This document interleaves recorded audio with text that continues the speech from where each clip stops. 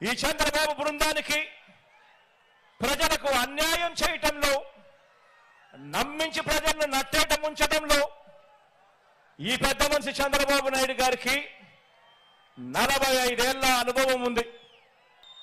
ఎందులో అనుభవం ఉంది అంటే మోసాలు చేయడంలోనూ, అబద్ధాలు చెప్పడంలోనూ, వెన్నుపోటు పడవడంలోనూ,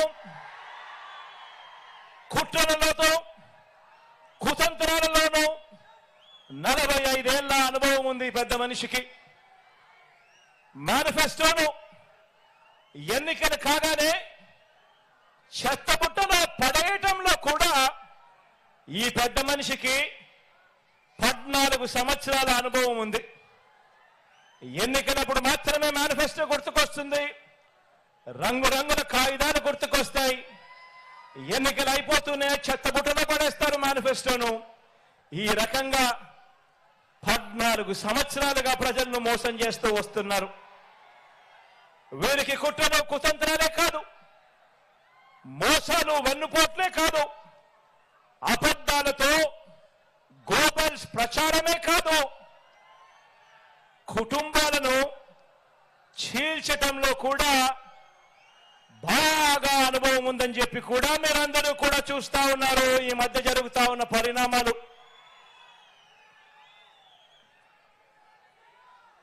మా చిన్నాన్న గారిని, మా బాబాయిని, వివేకం చిన్నాన్నను ఎవరు చంపారో, ఎవరు చంపించారో ఆయనకు, ఆ దేవుడికి, ఈ జిల్లా ప్రజలందరికీ కూడా తెలుసు. కానీ బురద జల్లేందుకు ఇద్దరు చెల్లెమ్మలను ఎవరు పంపించారో, వారు వెనకాల ఎవరు ఉన్నారో మాత్రం మీ అందరికీ కూడా రోజు కనిపిస్తూనే ఉంది. ఇంకా ఆశ్చర్యం ఏమిటో తెలుసా? ఇంకా ఆశ్చర్యం ఏమిటి అనంటే, వివేకం చిన్నాన్నను అతి దారుణంగా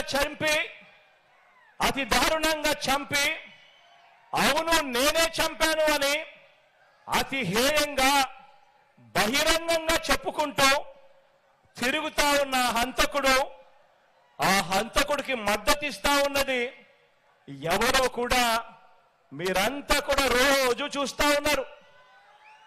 ఆ చంపినోడు ఉండాల్సింది జైల్లో, కానీ ఆ చంపినోడికి మద్దతిస్తూ నేరుగా నెత్తిన పెట్టుకొని మరీ మద్దతిస్తా ఉన్నది ఈ చంద్రబాబు, ఈ చంద్రబాబుకు సంబంధించిన ఎల్లో మీడియా, ఈ చంద్రబాబు మనుషులు. వీరి మద్దతు కోసం రాజకీయ స్వార్థంతో తప్పించిపోతా ఉన్న ఒకరిద్దరు నా వాళ్ళు. వీరంతా కూడా ఆ హంతకుడికి నిస్సిగ్గుగా ఆ హంతకుడికి మద్దతిస్తున్నారు అని అంటే దీని అర్థం ఏమిటి అని చెప్పి అడుగుతా ఉన్నా. చిన్నాన్నను అన్యాయంగా ఎమ్మెల్సీ ఎన్నికల్లో ఓడించిన వారితో ఈరోజు చట్టాపట్టాలు వేసుకొని తిరుగుతున్నారు అనంటే దాని అర్థం ఏమిటి అని అడుగుతా ఉన్నా. ఇంతటి దారుణం చేస్తూ దీన్ని నన్ను దెబ్బతీసే రాజకీయమని వారికి వారే చెబుతున్నారు అనంటే ఇది కలియుగం కాకపోతే ఇంకా ఏమిటి అని అంటా ఉన్నాను. ఈ సందర్భంగా మీ అందరి ప్రేమానురాగాల మధ్య నిలుచుని ఇంతకన్నా అన్యాయం ఎక్కడైనా ఉంటుందా అని అడుగుతా ఉన్నాను. మీ అందరి ప్రేమానురాగాల మధ్య నిలుచుని ప్రజల మద్దతు లేని బాబు చేస్తా ఉన్న ఈ నీచ రాజకీయంలో ఎవరు ఎటువైపున ఉన్నా కూడా నేను మాత్రం ప్రజల పక్షమే అని చెప్పి ఈ సందర్భంగా గర్వంగా చెప్తా ఉన్నాను. దేవుడు, ఆ ప్రజలు వీరిద్దరినే నమ్ముకున్నా. ధర్మాన్ని, న్యాయం వీటి రెండింటినీ నేను నమ్ముకున్నాను. ఈ రోజున నన్ను, మనందరి ప్రభుత్వాన్ని టార్గెట్ చేస్తా ఉన్న వారికి, ప్రజలకు మంచి చేసిన చరిత్ర ఎక్కడా కూడా లేదు. మనకు వంచిన చరిత్ర ఎక్కడా కూడా కనిపించదు మనలో. తేడా గమనించమని అడుగుతా ఉన్నా. వారికి మేనిఫెస్టో అంటే ఎన్నికలప్పుడు చెత్తబుట్టలో పడేసే డాక్యుమెంట్. ఎన్నికలు అయిపోయిన తర్వాత మేనిఫెస్టో ఇచ్చి కనీసం 10% వాగ్దానాన్ని కూడా నిలబెట్టుకున్న చరిత్ర వారికి లేదు. కానీ మేనిఫెస్టోను ఒక బైబిల్గా, మేనిఫెస్టోను ఒక ఖురాన్గా, మేనిఫెస్టోను ఒక భగవద్గీతగా ఇంత త్రికరణ శుద్ధిగా భావిస్తూ ఏకంగా మేనిఫెస్టోలో చెప్పిన హామీలు 99% వాగ్దానాలు నిలబెట్టుకున్న చరిత్ర మనది. తేడా గమనించమని కోరుతా ఉన్నా. మరో విషయం కూడా చెప్తా ఉన్నాను. ఈ మధ్యకాలంలోనే ఈ విషయం కూడా ఈ మధ్యకాలంలో పేపర్లలో వచ్చింది కాబట్టి టీవీలలో ఎక్కువగా ప్రత్యర్థులు వాళ్ళ ఎల్లో మీడియాలో ఎక్కువగా చూపిస్తా ఉన్నారు కాబట్టి చెప్తా ఉన్నా. ఎక్కడో బ్రెజిల్ నుంచి మన విశాఖకు చంద్రబాబు వదిన గారి చుట్టం